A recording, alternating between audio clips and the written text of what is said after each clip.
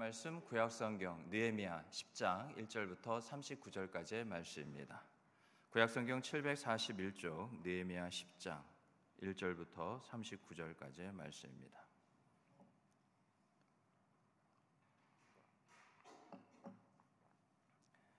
느헤미야 10장 1절부터 39절까지 한 절씩 교독합니다.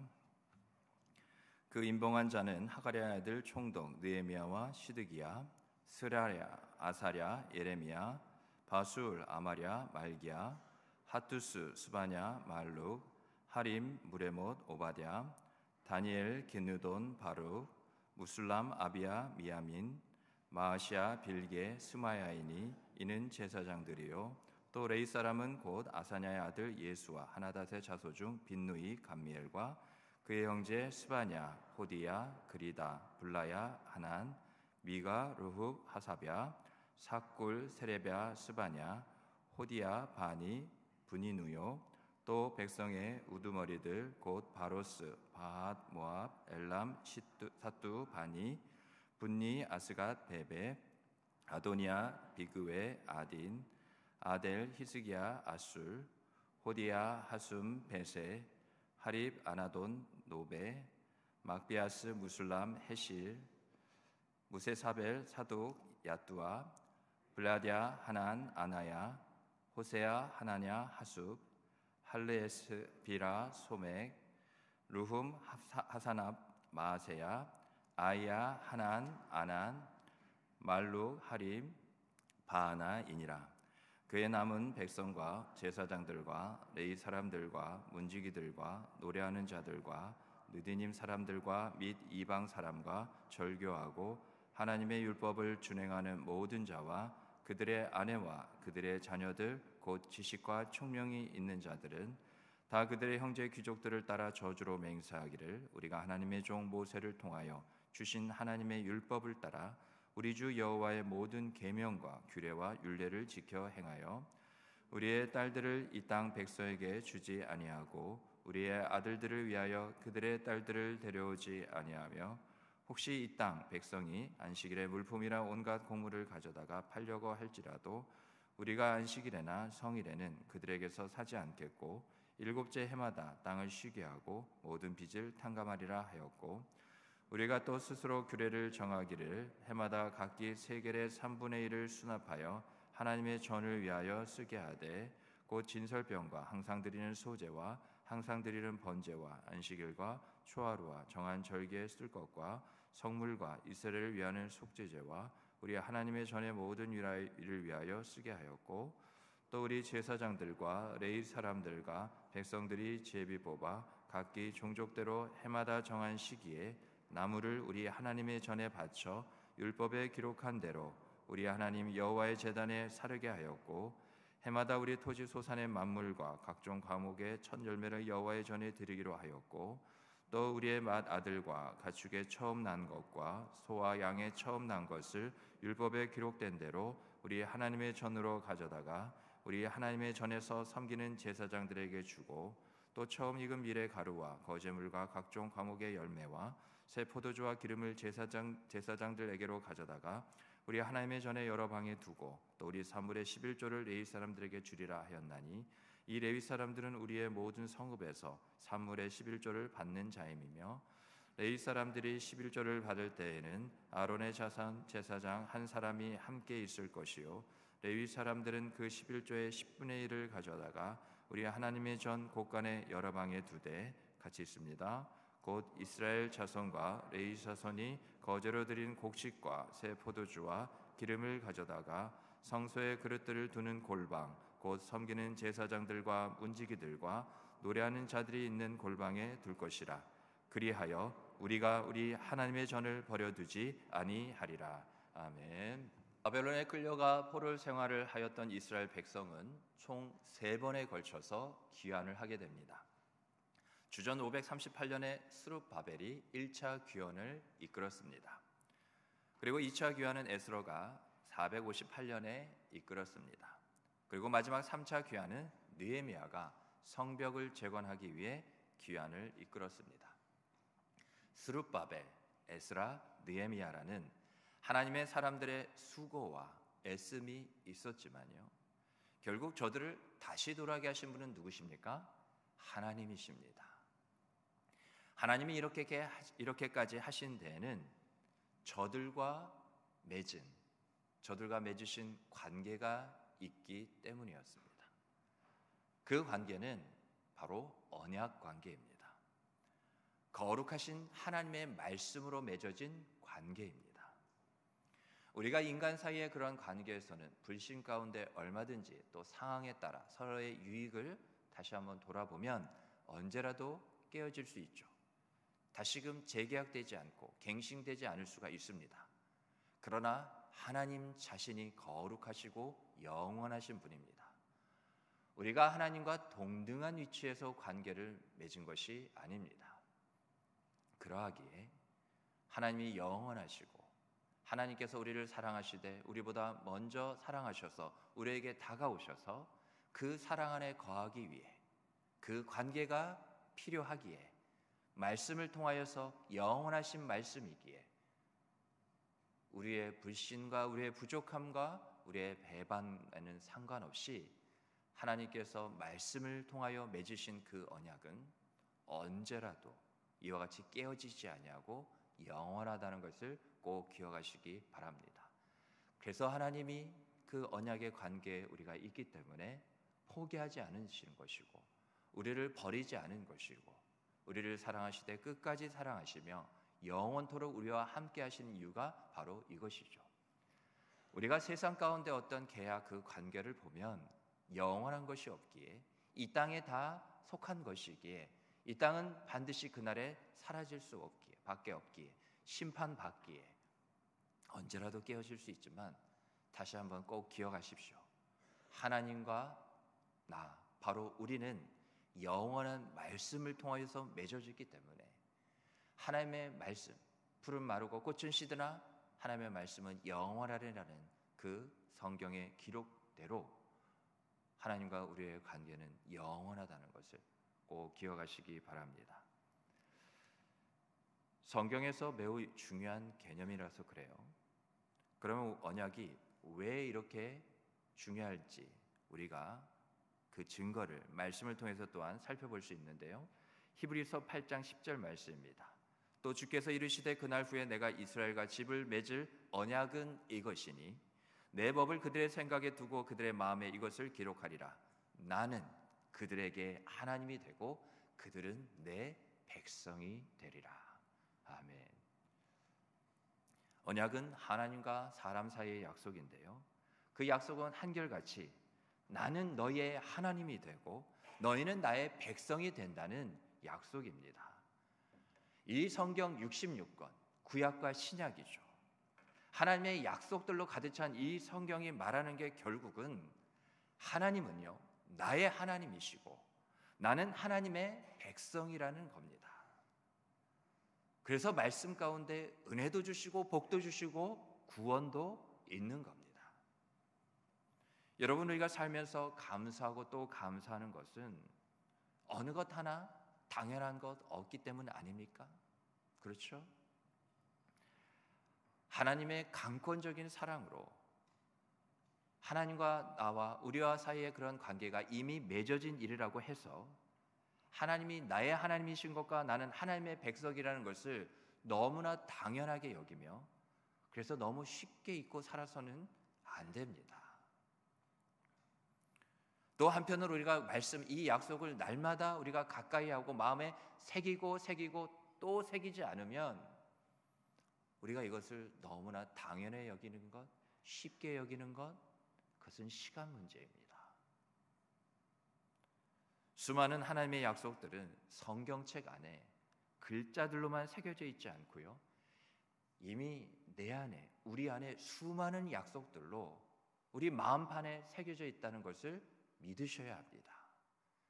우리가 그냥 성경이 또 강단에서 선포되어지는 말씀이 우리가 경건생활을 통하여 성경을 보니까 내가 바로 우리가 언약 백성이구나라는 그러한 말 때문에, 또한 그러한 것을 우리가 깨달은 것 때문에 우리가 그냥 언약 백성이 아니라 언약 백성이라는 말 그대로, 이건 사실입니다.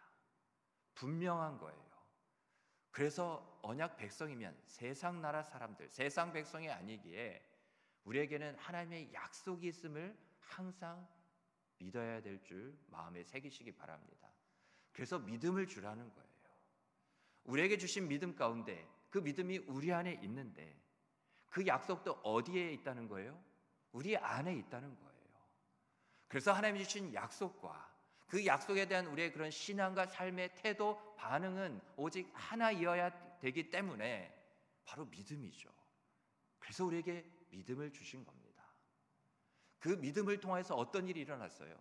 내가 죄인이고 이미 사망의 죽음에 이른 자고 예수 그리스도만이 이 모든 죄에서 사망에서 나를 생명으로 옮기며 내 죄를 깨끗게 하실 분이라는 오직 예수 그리스도가 나의 구주시라는 것을 믿음을 주셔서 그 믿음의 첫 번째 역사가 뭐냐? 예수를 나의 구주로 영접하고 고백하게 된 거예요. 그래서 구원이 우리에게 임한 겁니다. 그리고 이것을 돕기 위하여서 우리가 하나님의 약속을 날마다 믿는 것을 돕기 위하여서 성령이 보혜사 바로 하나님이신데 우리를 돕는 분이라고 해서 단지 우리가 이 땅에 잘 먹고 잘 사는 일에 든든한 어떤 백 후원자로서 그렇게 성령이 우리 안에 계신 게 아니에요. 성령이 보혜사하실 때 돕는다는 분이라는 것은, 도우시는 하나님이라는 것은 무엇을 가장 먼저 우선적으로 늘 항상 계셔서 돕는지를 우리가 안다면 도우시는 성령 하나님의 인도하심도 결국 추상적이고 막연하고 눈에 보이지 않는다 해서 없는 게 아니에요. 이건 실제입니다. 우리에게 믿음이 있기에 그 믿음을 주신 이유가 뭐라고요? 하나님의 약속, 나의 약속을 내가 너희의 하나님이 되고 너희는 나의 백성이 되기 위하여서 이 약속을 너희가 날마다 무엇하여야 되겠다? 믿어야 된다는 겁니다. 그래서 믿음을 주신 거예요. 그래서 우리의 믿음은 항상 그 근거와 대상과 목적은 우선은 일단은 하나님의 약속입니다. 그 약속을 따라서 하나님도 일하시고 우리를 돕고 낫게도 하시고 채워주시고 이끌어주시고 구원하여 주시고 모든 것은 우리에게 심으신 그 하나님의 말씀 약속을 통하여서 하나님은 신실하신 분이시기에 성실하신 분이시기에 하나님은 거짓말하지 않는 분이시기에 이루시는 것이기에 하나님의 마음이 하나님의 시선이 우리의 마음 중심을 향한다는 것은 바로 나의 말이 하나님의 말씀이 너희를 향한 그 약속이 저와 여러분 우리의 마음판에 그 중심에 있기 때문에 그래서 하나님이 중심을 보시는 분이라는 거예요. 그 우리 중심에 뭐 선한 거 깨끗한 거 좋은 것만 그렇게 가득 찬 줄 아십니까? 내 마음에 시기와 미움과 질투와 사랑하지 못함, 사랑하기 싫음, 사랑 없음이 가득 차 있는 것을 내가 먼저 알아요. 그래도 하나님께서 그 중심을 보시는 건 우리를 혼내고 꾸짖고 책망하고 징계하시기 위함이 아니라 정말 부패하고 썩은 내가 나는 그 가운데서도 영광의 그 향기가 되기까지 하나님의 그 약속이 그 영광의 그 어둠의 우리의 모든 부분을 다 물리치고 한 줄기 빛으로 늘 자리 잡고 있기 때문에 하나님께서 거기에 소망을 두시고 우리 가운데 늘 함께 하시는 거죠.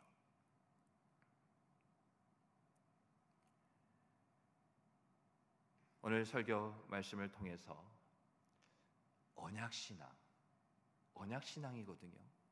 우리의 믿음과 우리가 바라는 것, 무턱대고 믿고 무턱대고 바라는 것 아니죠.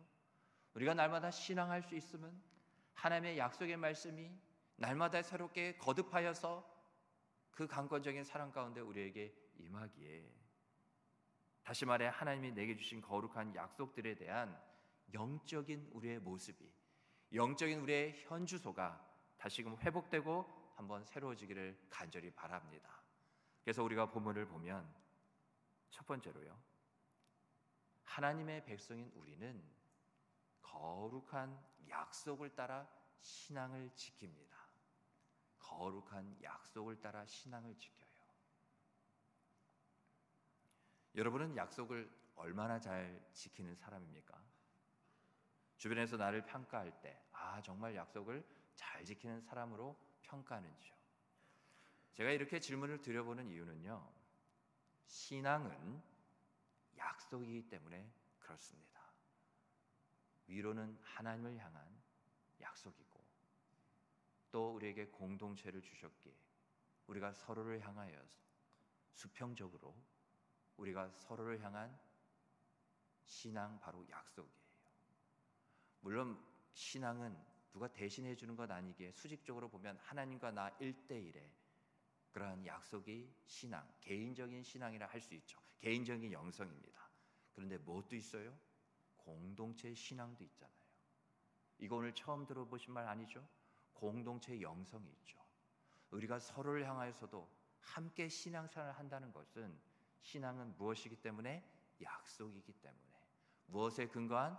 바로 이 하나님의 말씀에 근거한 약속이기 때문에 먼저는 위로 하나님을 향하여서 우리가 순종하고 지켜야 되고, 서로를 향하여서는 이 말씀을 우리가 하나님의 사랑 가운데 실천하여 행함이 없는 믿음으로 그냥 죽어버리는 믿음이 아니라 살아있는, 역동하는 믿음이 되기 위해 우리가 그 약속의 말씀을 서로 가운데 행하는 거죠. 우리가 서로 하나님이 주신 약속의 말씀을 행할 때, 그렇게 바르게 성경이 원하는 신앙을 하게 될 때, 우리가 서로 그 말씀을 통하여 그 신앙 약속을 우리가 준수함으로 하나님의 사랑을 우리가 서로 나누게 되는 거죠. 그래서 신앙 약속 이 둘은 같은 동사를 씁니다. 지킨다는 단어죠. 신앙을 어떻게 한다고요? 지킨다. 약속을 어떻게 한대요? 지킨다. 우리는 그렇게 사용하고 있습니다. 오늘 본문 1절부터 31절 말씀을 보면 이스라엘 지도자들과 백성 전체가 하나가 되었어요. 그리고 하나님의 언약을 지키기로 맹세합니다. 우리 교회도 함께 지어져 가고 오직 하나가 되기 위해서, 아버지와 내가 하나인 것처럼 예수님께서 그렇게 요한복음 17장에 기도하신 것은 뭐냐? 성부 하나님과 성자 하나님도 그 말씀 가운데 하나셨어요. 그래서 예수님도 새벽 미명에 기도하시고 밤이 늦도록 기도하신 이유는 다른 게 아니었어요.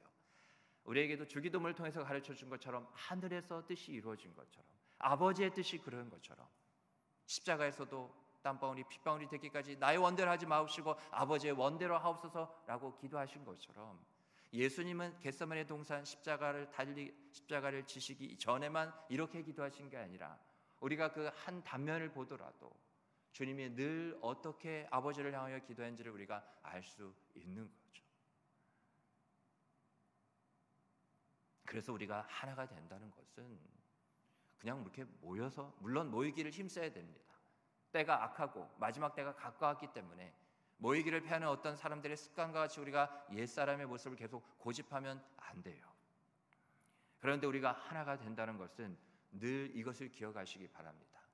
교회에서 어떤 공동체적인 그러한 일이나 어떠한 행사나 사역의 모든 부분들도 결국 교회라는 이름으로 주 예수 그리스도의 이름을 앞세워 하는 모든 것은 하나님께서 하신 말씀, 그 약속이 우리에게, 내게 있기에 그 약속의 말씀과 하나가 되는 모든 일련의 모습들과 행동들이라는 것을 꼭 기억하셔야 돼요. 그래서 교회는 무엇에? 이 말씀에 기초 위에 늘 서가는 겁니다. 기독교 역사를 보면 교회가 무너지기 시작할 때, 어둠의 그늘이 짙어지기 시작할 때는 그 기초인 말씀이 흔들리기 시작했을 때예요. 하나님의 약속을 성도인 바로 우리가 교회라 하였잖아요.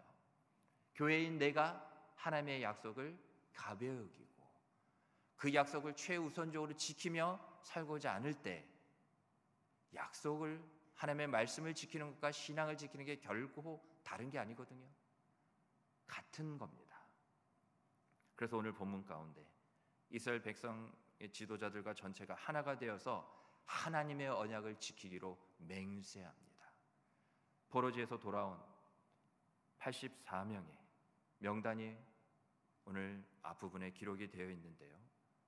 총독 느헤미야를 시작으로 해서 제사장들과 레위 사람들과 그리고 백성의 지도자들입니다.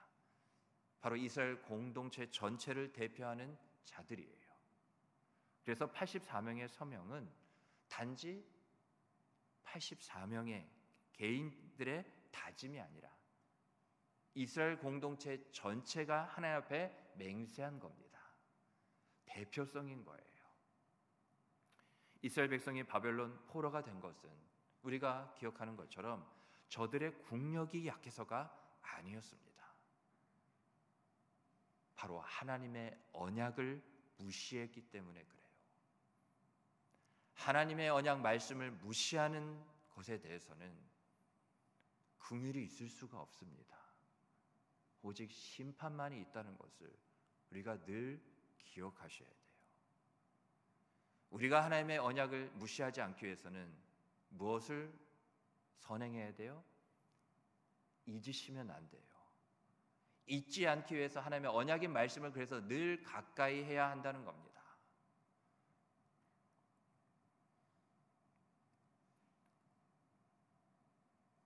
말씀에 대한 불순종을 하나님께서 저들 가운데 심판하시는 거예요. 하나님은 공의의 하나님이시니까요.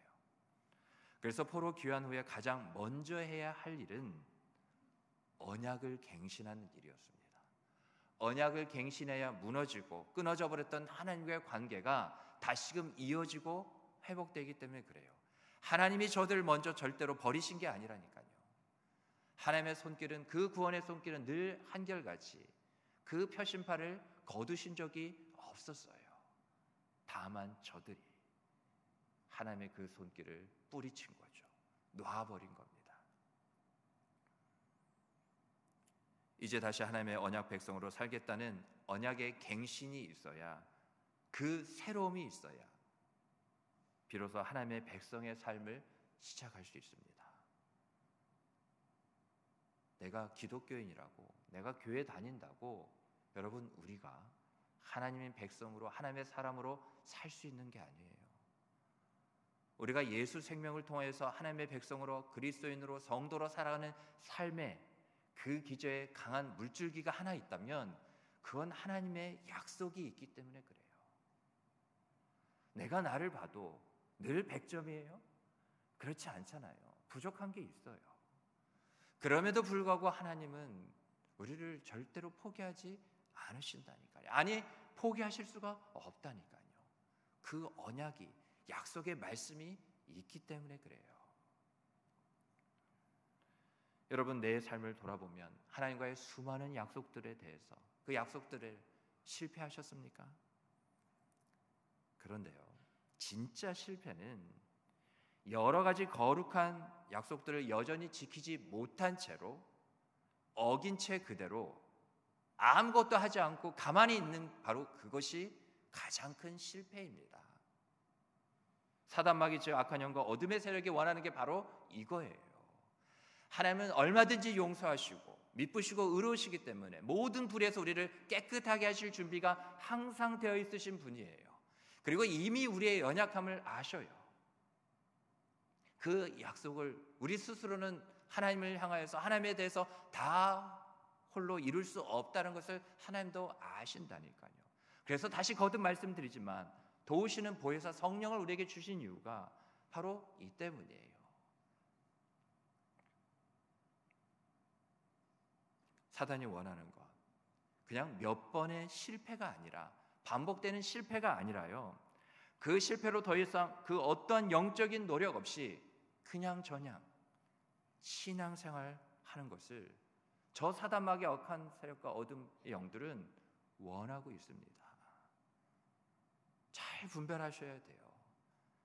내가 하나님의 이름을 부르지만 하나님이 원하시는 삶을 사는지, 아니면 저 악한 영과 어둠의 세력이 원하는 삶을 그렇게 메인체로 살 수밖에 없는지 돌아보셔야 돼요. 그래서 악한 영과 어둠의 세력, 저 사단마귀는 우리가 다시 힘을 내어 일어나는 것을 가장 두려워합니다. 예레미야 31장 6절 말씀에 보면 다음과 같이 기록이 되어 있습니다. 에브라임 산 위에서 파수꾼이 외치는 날이 있을 것이라. 이르기를 너희는 일어나라. 우리가 시온에 올라가서 우리 하나님의 여호와께로 나아가자 하리라. 여러분, 거룩한 약속은 우리가 지금은 형편없는 초라하기 짝이 없는 신앙같이 보인다 할지라도요, 거룩한 약속은 언제라도 다시금 하나님께 나아갈 수 있는 힘이 됩니다. 우리를 그 약속을 날마다 어기고 실패하게 만들 수는 있어도 우리를 그 언약에서 떠나게 했은, 우리 안에 있는 그 언약을 뺏을 수는 없어요.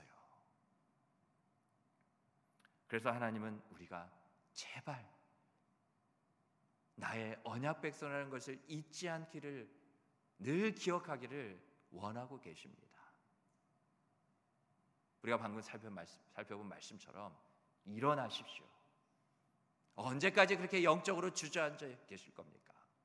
언제까지 그렇게 엎드러진 채로 쓰러진 채로 계속 계실 거냐고요. 우리가 주저앉아 있는 채로 엎드러져 있는 상태로는 일어서지 않으면 한 걸음을 내디딜 수 없기에 하나님께 나아갈 수가 없어요. 오늘 본문의 이스라엘 백성은 영적으로 다시 일어나 하나님께 나아갑니다. 저주받을 것을까지 각오하며 맹세하고 있어요. 그 맹세의 내용은 오늘 본문을 보면 29절에 기록된 대로요, 하나님의 종 모세를 통해 주신 하나님의 율법을 지켜 행하겠다는 겁니다. 신명기 말씀에 의하면 하나님의 언약에 참여하는 백성들은요, 하나님 앞에 맹세해야만 했습니다. 신명기 29장 12절로 13절 말씀에 보면, 내 하나님 여호와의 언약에 참여하며 또 내 하나님 여호와께서 오늘 내게 하시는 맹세에 참여하며, 맹세를 백성인 우리 스스로가 하는 게 아니에요. 뭐라 기록되어 있어요? 하나님께서 내게 하시는 맹세예요. 13절을 또 이어서 보면, 여호와께서 내게 말씀하신 대로 또 내 조상 아브라함과 이삭과 야곱에게 맹세하신 대로 오늘 너를 세워 자기 백성을 삼으시고 그는 친히 내 하나님이 되시려 함이니라. 아멘. 여기 또 나오잖아요. 나는 너희의 하나님이 되고 너희는 내 백성이 되는 것. 그 언약에 참여할 뿐만 아니라 내가 하게 하는 그 맹세에도 참여하라 말씀하시는 겁니다. 여러분, 맹세는 그냥 선언문 이렇게 딱 두고 선서문 두고 손 들고 하는 그냥 그 정도가 맹세의 시작과 끝 전부가 아니에요. 여러분, 맹세는 그 시작 자체가 생명을 걸고 하는 겁니다. 생명을 걸지 않은 맹세는 처음부터 성립조차 안 돼요. 또한 받아들여지지도 않습니다. 거룩한 약속을 따라 신앙을 지키려면 생명을 거십시오. 우리는 이제 걸어도 될 생명이 우리에게 있습니다. 그 생명이 어떠한 생명이에요? 영원한 생명이에요. 망하지 않고 패하지 않고 사라지지 않는 영원한 생명이라고요. 그래서 이전까지는 예수님의 제자들 사도들도 자기의 목숨을 가장 귀한 것으로 여겼지만, 이제 내 목숨을 조금 더 귀한 것으로 여기지 않기까지 저들이 순종하며 헌신하며 오직 주 예수 그리스도의 복음, 생명의 복음, 천국 복음을 위하여 헌신할 수 있었던 것은 무엇이? 영원한 생명이 내게 있다는 것을 확신하였기에, 예수 믿기 전에는 육적인 첫째 사망이 있지만 둘째 사망이 기다리고 있어요. 영원한 사망인 거죠. 그러나 우리가 구원받았다는 것, 영원한 생명은 우리는 그 둘째 사망에 이르지 않는, 우리는 영원한 생명. 그래서 이와 같이 신앙을 지키기 위해 생명을 걸면 부활의 능력은 그때 나타나는 거예요. 생명을 걸어 내가 예수와 함께 죽으려 하지 않는데 어찌 다시 한번 예수와 살게 되는 부활의 능력을 경험할 수 있겠냐 하는 것이죠. 부활의 능력이 나의 신앙삶 가운데 조금 더 나타나지 않는데, 예수님이 그냥 부활하셨다는 사실 한 가지만 들어서 우리가 부활의 증인의 삶을 감당할 수 있을 것 같아요. 이 세상 가운데 부활의 능력을 날마다 우리가 확신하고 맛봐야만 그 부활의 증인의 삶도 우리가 순종하며 감당할 수 있게 되는 거예요. 다시 한번 말씀드리지만 내게 예수 생명이 있어요. 그래서 내게 주신 예수 생명을 가지고 인생을 들이십시오. 하나님은 그러한 한 사람을 찾고 찾으시는데요, 오늘 그 한 사람이 바로 나라고 말씀하십니다. 하나님을 향해 오직 다만 아멘의 순종만이 있기를 간절히 바랍니다. 두 번째로 하나님의 백성인 우리는 거룩한 약속을 따라 신앙을 지킬 뿐만 아니라 살아갑니다. 거룩한 약속은 신앙의 부분에만 필요한 것이 아니라 우리의 삶에도 똑같아요. 우리가 살아가는 건 세상 사람들의 어떤 유행이나 세태나 풍조나 그런 것들을 따라서 살아가는 게 아니라 예수 안에 있는 자, 예수를 믿는 자, 하나님의 이름을 부르며 그 은혜 보좌 앞에 나아가도록 허락받은 저와 여러분은 이와 같이 하나님의 은혜 가운데 약속만을 따라서 살아가야 합니다. 여러분, 무언가를 따른다는 것은 내가 앞서는 게 아니에요. 무언가를 따르면 나는 그 무언가의 뒤에 있어야만 합니다. 그래야 따를 수 있어요. 나보다 앞에 그 무엇이 있습니까? 그게 우리에게는 주님의 약속입니다. 약속. 우리가 앞서 살펴본 신앙을 지킨다는 것은 한마디로 말하면 선을 넘지 않는다는 거예요. 그리고 지금 나누고 있는 우리가 살아간다는 것은 뭐냐? 그 자리를 계속 유지한다는 겁니다. 일단 여러분, 주님의 약속보다 앞서지 마십시오. 서두르지도 마세요. 그냥 정말 단 한 번이라도 순수하게 주님의 약속만을 따라가 보세요. 이때 선을 넘어 주님의 약속보다 앞서시면 안 됩니다. 우리가 살아가는 매일의 삶의 자리는요, 주님의 약속을 따르는 자리입니다. 지난 한 주간도 결국 돌아보면 뭐냐? 주님의 약속을 따라야만 했던 그러한 한 주간이었고, 이번 한 주간도 변함없이 주님의 약속을 또 따라야만 하는 그러한 한 주간이에요. 그렇게 우리의 일생이 다른 것이 아닌 주님의 약속을 따르는 순간 천국에 대한 소망도 생기고 부활에 대한 확신도 있어 이 세상을 넉넉히 이기는 그리스도인으로서 우리가 살아간다는 거죠.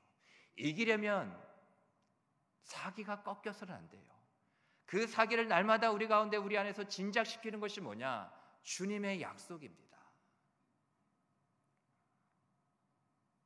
그러면 어떠한 전쟁, 어떤 싸움에서도 죽음이 두렵지 않아요. 생명을 다해가서 싸웁니다. 말씀에도 보면 믿음을 지키는 자가 이긴다고 했는데 그 믿음은 무엇에 대한 믿음이라고요? 주님에 대한 약속을 잊지 않고 지키는 자가 이기는 자라는 거예요.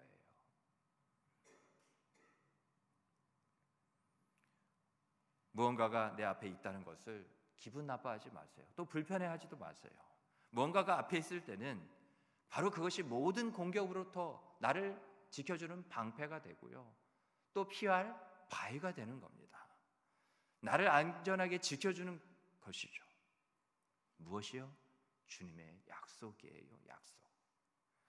주님의 약속에 나의 삶을 이끄는 대로 한번 그대로 맡겨보시기를 주님으로 축복합니다. 내 뜻과 다를 수 있어요. 그래도 주님의 약속을 믿고 따라가 보세요.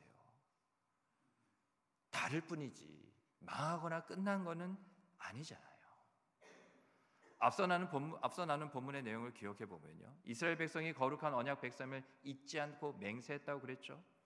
그런데 이게 그냥 맹세로만 끝나버리지 않게 하기 위해서 내 삶 속에서 꼭 지키게 했던 그들의 결단들이 있었어요. 첫 번째가 뭐였냐? 그들이 포로 생활을 하고 있었어요. 그러니까 많은 이방인들과 섞여서 살 수밖에 없었어요. 그래서 첫 번째 그 결단이 뭡니까? 이방인과 결혼하지 않겠습니다. 왜냐? 이방인과의 결혼이 거의 예외가 없었어요.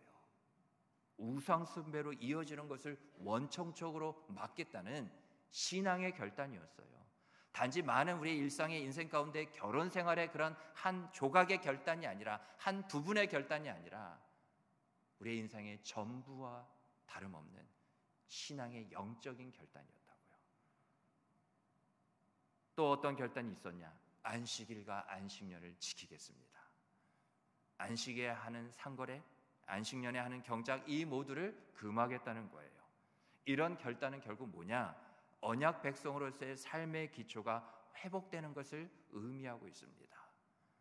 그리고 더 나아가서는 근본적으로 예수님 하나님께서도 6일 동안 만드시고 바로 이 때문에 모든 걸 만드셨는데 마지막 7일째 안식하셨죠. 창조 질서의 바로 회복을 의미하는 겁니다. 그래서 성경에 말하고 있는 안식은 세상 일에 우선하여 빠져 살 수 있는 우리 언약 백성이 노동과 쉼 그리고 예배의 삶을 되찾아 준다는 것을 꼭 기억하시기 바랍니다. 그리고 마지막으로 저들의 결단은 성전 제사를 위해서 헌물을 드리겠습니다 라는 결단이었어요. 백성들은 매년 3분의 1 세계를 성전세로 충실히 바쳐서 하나님의 성전의 직무가 모든 일들이 차질 없이 진행되게 했다고 결단한 겁니다. 그리고 모든 산물의 처음 것과 11조를 충실하게 하나님께 드려서 온전한 11조를 드려서 레인들과 제사장들로 경제적인 어려움 없이 그들이 하나님을 섬기는 데 있어서 전념하도록 결단하겠다는 겁니다. 이와 같은 이스라엘 백성들의 헌물은 바로 공동체 예배의 회복을 상징적으로 보여주는 거예요. 여러분, 그러기에 나의 헌금 생활을 이 시간 점검해 봐야 합니다.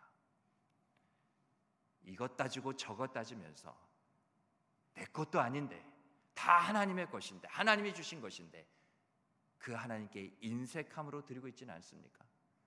내가 드리는 그 헌금이 진짜 온전한 헌금, 온전한 11조 맞아요? 정말 하나님 앞에 부끄러움이 없으십니까? 하나님을 속여 드시면 안 됩니다. 아직도 물질의 주인이 나라고 생각하며 드리시는 것은 아닐런지요. 성경적인 헌금 생활은 잘 들으세요. 나의 예배 영성과 직결됩니다. 그런데 이 나의 예배 영성이 무너지면 나의 인생 자체가 무너지는 거예요. 우리는 세상 사람이 아니니까요. 하나님께 드리는 헌금은 나는 물질에 매여 있지 않다. 나는 이 세상 사람들처럼 물질의 종이 아니다라는 바로 물질에 대한 자유함을 나타내는 겁니다. 헌금은요, 동그라미 숫자가 적힌 내 돈을 드리는 게 아니에요. 헌금은 나의 믿음을 드리는 겁니다. 하나님은 돈이 필요해서 받으시는 분이 아니에요. 하나님은 늘 한결같이 내 믿음만을 받으시는 분이에요. 이스라엘 백성은 성전 제사를 위해 봉헌하는 것을요, 오늘 본문을 보세요. 조금도 아깝게 생각하지 않았습니다. 성전 예배가 살아나야 우리의 삶도 살아날 수 있다는 그런 믿음이 저들에게는 있었기 때문이에요. 여러분, 우리에게도 똑같은 믿음이 있습니다. 그리고 처음 것과 11조를 하나님께 드리는 것은 내 모든 삶의 주권이 바로 하나님께 있음을 고백하는 거룩한 신앙의 행위였어요. 우리가 하나님께 드리는 헌금은 나머지의 삶의 모든 부분들도 바로 주님 앞에 거룩한 봉헌물이 되겠다는 그런 믿음의 표현이라는 것을 꼭 기억하시기 바랍니다. 그렇게 하나님을 향해 아낌없이 하나님의 주권을 인정하며 드리는 자를 하나님은 더 부어주셔요. 왜요? 모든 일에 있어서 나를 부인하고 하나님을 인정하기에 나의 영광에 가장 드러나고 빛나기에 부족함이 없는 그러한 자이기 때문에 그렇습니다. 마태복음 6장 19절로 21절에 보면 이렇게 분명히 기록되어 있어요. 너희를 위하여 보물을 땅에 쌓아두지 말라. 거기는 좀과 동록이 해하며 도둑이 구멍을 뚫고 도둑질하느니라. 오직 너희를 위하여 보물을 하늘에 쌓아두라. 거기는 좀이나 동록이 해하지 못하며 도둑이 구멍을 뚫지도 못하고 도둑질도 못하느니라. 우리 21절 다 같이 읽겠습니다. 시작. 내 보물이 있는 그곳에는 내 마음도 있느니라. 아멘. 하나님은 우리를 감찰하시는 분이십니다. 우리의 앉고 일어섬을 다 아시고 우리의 머리카락도 다 세고 계시는 분이 바로 하나님이셔요. 하나님께 숨길 수 있는 것은 아무도 없습니다. 우리는 헌금의 어떤 금액을 사실을 숨기는 게 아니에요. 하나님을 향한 그 마음을 우리가 숨기고 있다는 겁니다. 그건 바로 속이는 거예요. 하나님 앞에 드린다 하지만 우리는 거짓을 드리고 있는 겁니다. 진실하지 못함을 드리고 있는 거예요. 이런 것들은 다 하나님께서 받으실 수 없는 것들입니다. 우리가 드린다고 무조건 하나님께서 덥석덥석 다 받으실 수 있는 게 아니에요. 하나님은 공이시고 하나님은 거룩이시기 때문에 그래요. 하나님은 제일 먼저 나의 마음을, 또 그 마음에 있는 나의 믿음을 보신다는 것을 꼭 마음에 새기시고 기억하시기 바랍니다. 오늘 본문 마지막 절인 39절을 보세요. 39절의 하반절에 뭐라고 기록되어 있습니까? 우리 다 같이 한번 읽어보겠습니다. 하반절 화면을 보시고 시작. 그리하여 우리가 우리 하나님의 전을 버려두지 아니하리라. 아멘. 단순히 이방인과 결혼하는 문제, 뭐 대수냐? 안식일과 안식년 그것 좀 뭐 지키면 어떠냐? 사는 게 먹고 살기 바쁜데? 그러한 헌물, 내가 그냥 드리는 게 내 마음 기쁨으로 즐거움으로 드리는 거지, 그것들이 결코 다른 게 아니라 하나님의 전을 버리냐 버리지 않느냐, 그것과 상관이 있는 거예요. 하나님의 전을 버려두는 것은 하나님을 버리는 겁니다. 우리 하나님의 전을 버려두지 않겠다는 다짐이 오늘 본문을 보면 백성들의 여러 예분의 헌물로 이어졌어요. 이건 결국 뭐냐? 주님의 교회를 더욱더 부흥케 하고 귀하게 하는 복된 일입니다. 그래서 저도 늘 우리 바늘교회 성도 여러분들 위해서 하나님께 드리는 기도가 하나 있어요. 무슨 기도냐?